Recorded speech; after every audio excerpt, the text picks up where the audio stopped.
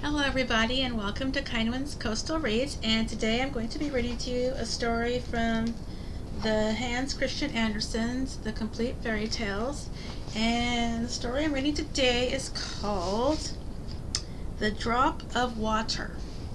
Okay, The Drop of Water. Of course you know what is meant by a magnifying glass, one of those round spectacle glasses that makes everything look 100 times bigger than it is. When anyone takes one of these and holds it to his eye and looks at a drop of water from the pond yonder, he sees above 1,000 wonderful creatures that are otherwise never discerned in the water. But they are there, and it is no delusion. It almost looks like a great plate full of prawns jumping about in a crowd, and how fierce they are! They tear off each other's legs and arms and bodies, before and behind, and yet they are merry and joyful in their way. Now there was once an old man whom all the people called Cribble Crabble, for that was his name. He always wanted the best of everything, and when he could not manage it otherwise, he did it by magic. There he sat one day and held his magnifying glass to his eye and looked at a drop of water that had been taken out of a puddle in the ditch. But what a cribbling and crabbling was there! All the thousands of little creatures hopped and sprang and tugged at one another and ate each other up. That is horrible, said old Cribble Crabble. And then here's a picture.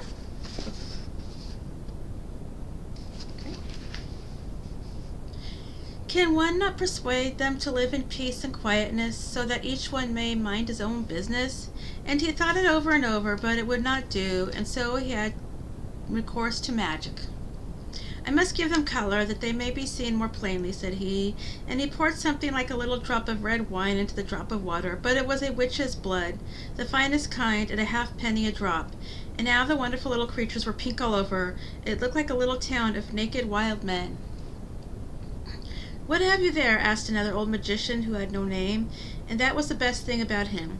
If you can guess what it is, said Cribble Crabble, I'll make you a present of it.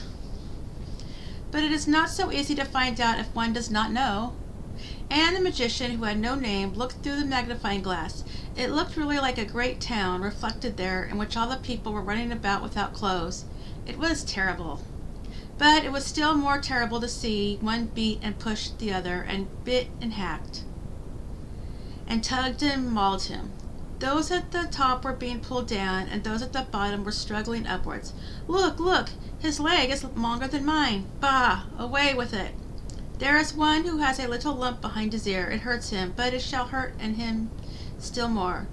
And they hacked away at him, and they pulled at him, and ate him up because of the little lump. And there was one sitting as still as any little maiden, and wishing only for peace and quietness. But now she had to come out, and they tugged at her and pulled her about and ate her up. That's remarkably funny, said the magician. Yes, but what do you think it is? Said Cribble Crabble. Can you find that out? Why, one can see that easily enough, said the other. That's Copenhagen, or some other great city, for they're all alike. It's a great city. It's a drop of puddle water, said Cribble Crabble. The end. And that is the story of A Drop of Water from the Hans Christian Andersen Complete Fairy Tales, and hope you enjoyed that story. And if you like this video, you can click the like and subscribe button, and I will try to be back tomorrow with another fairy tale for you all. And thank you for watching. Have a great night, everyone. Bye.